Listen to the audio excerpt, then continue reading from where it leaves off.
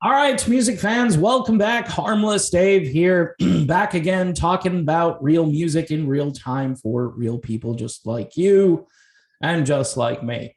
So, the day after my crazy interview with Dean Castronovo, the low energy Dean, some people are complaining that there's him and there's me, and I'm a little frantic, but then he's really frantic. And so you put both of us together. Hence, this is why for some reason, Dean Castronova likes me. It's like Joe Walsh likes to talk about how when, he was younger, when Keith Moon was still alive, that Keith Moon liked him and they liked to wreck hotels together.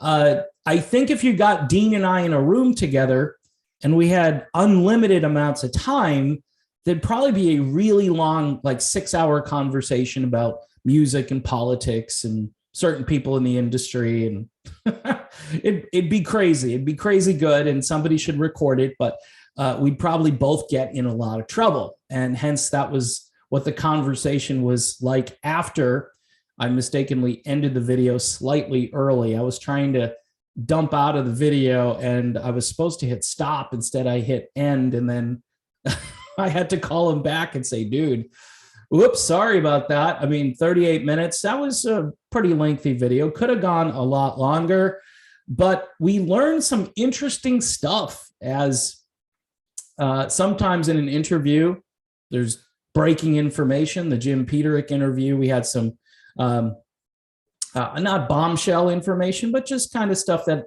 really hadn't been out there. And in this particular interview, obviously the Eric Clapton interview was kind of a big deal for some. For others, it was, how could you talk to him? It's like, really? It's Eric Clapton, But anyway, Dean Castronovo, right, basically tells us that most of what Arnel Pineda has been dealing with over the past 10 years vocally isn't him.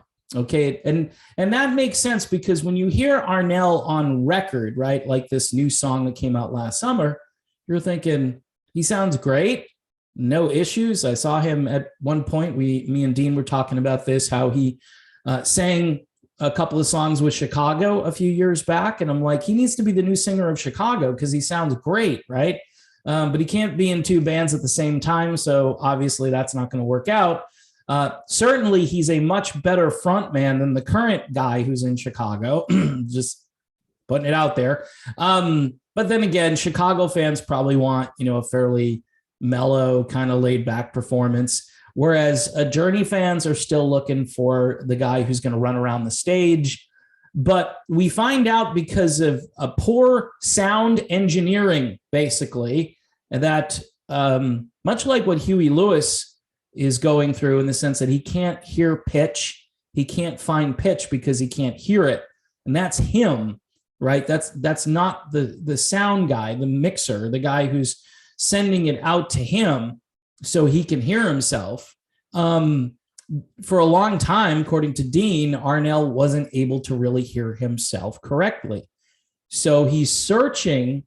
This is difficult. It's kind of like a conveyor belt, like that I Love Lucy episode there where she's just grabbing all the chocolates, right? The song is going by. These guys are playing the song and he is trying to keep up with them. And he's also trying to find where he is in the song and the correct pitch and, the correct note, basically. And a lot of us are like, oh, his phrasing is off and his timing is off. And, he's not hitting these notes the way he's supposed to hit these notes. Lo and behold, I went back and watched some recent Journey concerts where this correction has been made. And a couple of people have commented on some of these more recent videos, and they've said, he's sounding a lot better. He's getting better as the tour is going on. And your first gut reaction would be, okay, he's kind of just breaking himself in now. He's finding his groove, but it's way more than that. It might be partly because, hey, when you begin a concert tour, maybe you're a bit rusty and you're not used to singing these songs because you haven't sung them in a little while. But I got to tell you, there's a huge improvement, which, by the way, should be really good news. There are some people who are kind of rooting against this guy. And some of it is because of the Steve Perry bias. And that's never going to go away because you cannot, who's going to like say they're as good as Steve Perry? There are people that are close. I mean, Deen sounds great when he sings the songs that he gets to sing in this band.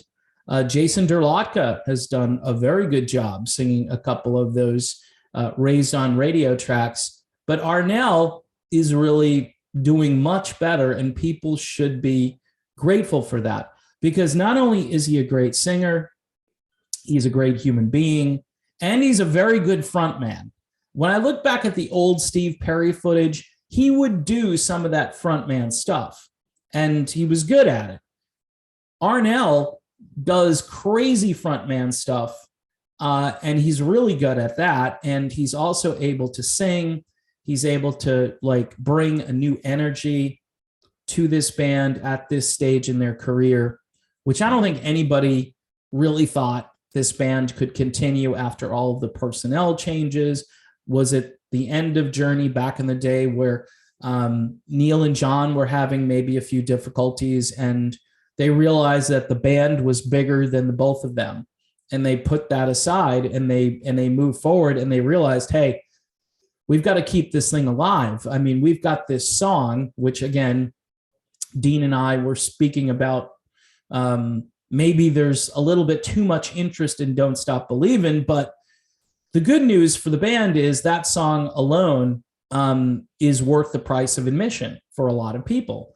And maybe it'll get people into some of their other catalog. I mean, I think that's a great way to kind of entice people to listen to the older Journey stuff and this new album, Freedom, which I don't really know when it's coming out.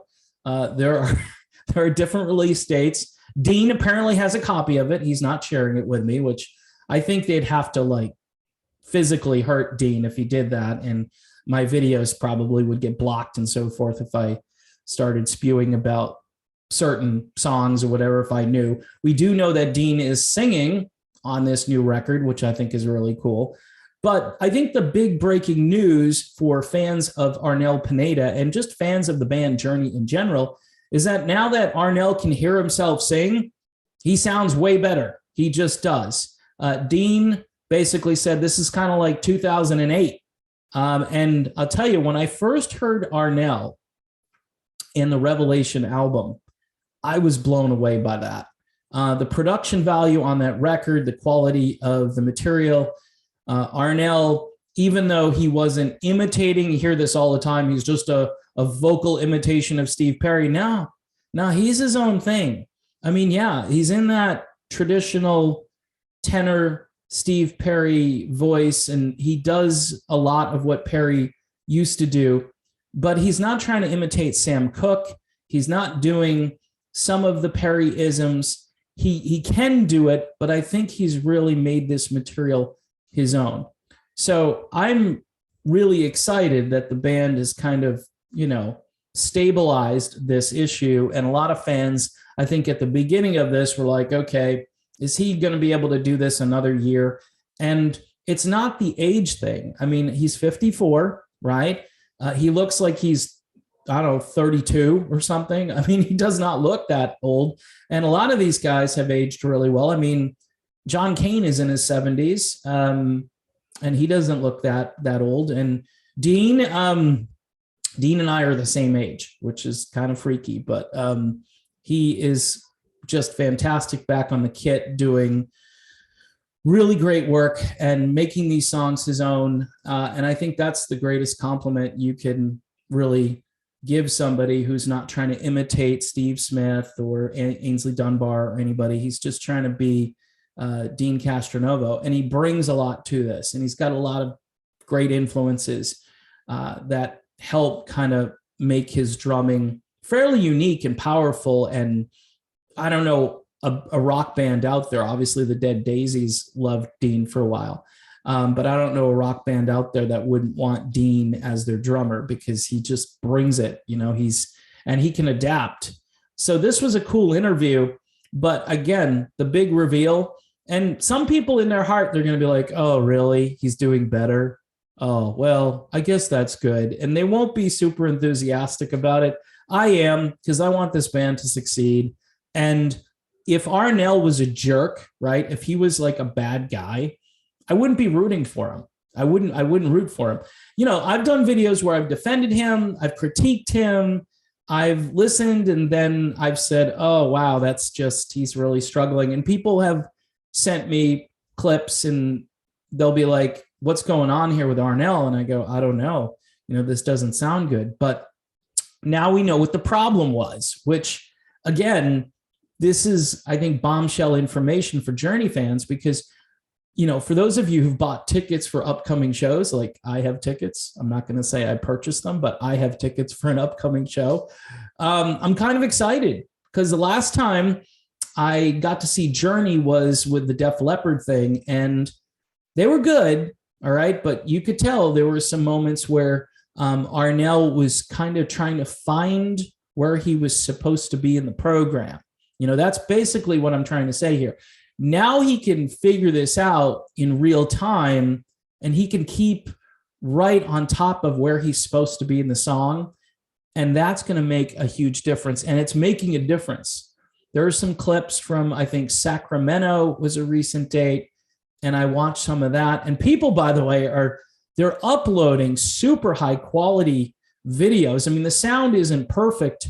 You know, you're still recording off of a phone, but some of these phones have, you know, dual recording or stereo recording microphones and things like that. And it's pretty amazing, the quality. And there was one video I looked at that had over 100,000 views, and it was only like a couple weeks old. So that shows you how much interest people have in this band. And I'm a lucky dude because I know the drummer. He's not the former drummer anymore. He's the drummer in the band. So, and just a really great guy. So anyway, I wouldn't say that. He's not paying me or anything like that. I wouldn't say that if it wasn't true.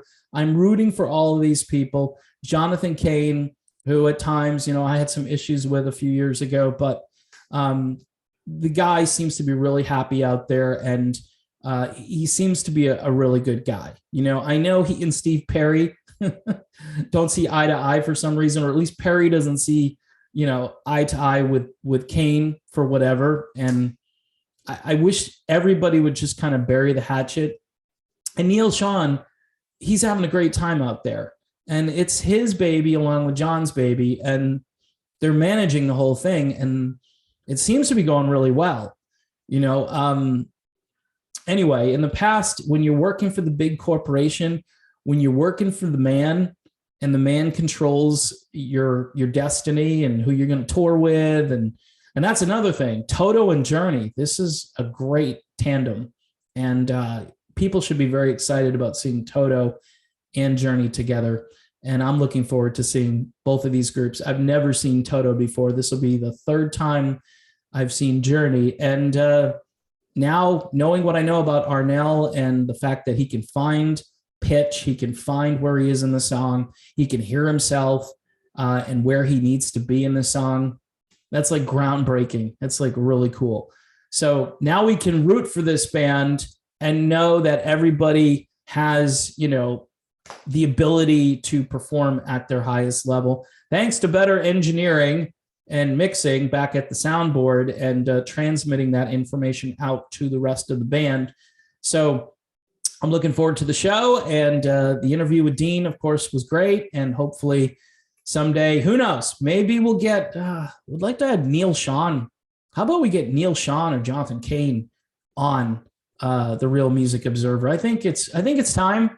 I think Neil doesn't do a lot of interviews, and John doesn't do a lot of interviews, and they really don't need to at this stage. I mean, everybody knows about Neil and John. Maybe we can get Arnel to come on. That would be kind of cool and interesting. But, you know, Dean's my buddy, so he's my go-to, and I think he and I share a lot of the same musical interests, and we just have a good time talking about politics and even religion. I mean, religion, politics, and music. That conversation, that could go on for like 12 hours straight, nonstop without a break. So I don't drink the Red Bulls though. So it's too much for me. But for Deen, that's just, for Deen, that's like a Diet Pepsi. All right. For me, it's Diet Pepsi, but for Deen, it's Red Bull. So, and he even told me which ones to drink. I'm like, dude, maybe 20 years ago, I would drink the Red Bulls, but I could drink them before videos and try to sound like Deen. And then I could have my good friend Brian Cole. He could call in and do the Deen impersonation. And that would be enough. Maybe we could just simulate Deen Castronovo. All right, folks. Again, thanks for supporting this channel. Thanks for watching these videos. If you're on Patreon, thank you. If you're not, it's only $1 a month. It helps. It really does. And I will see you soon.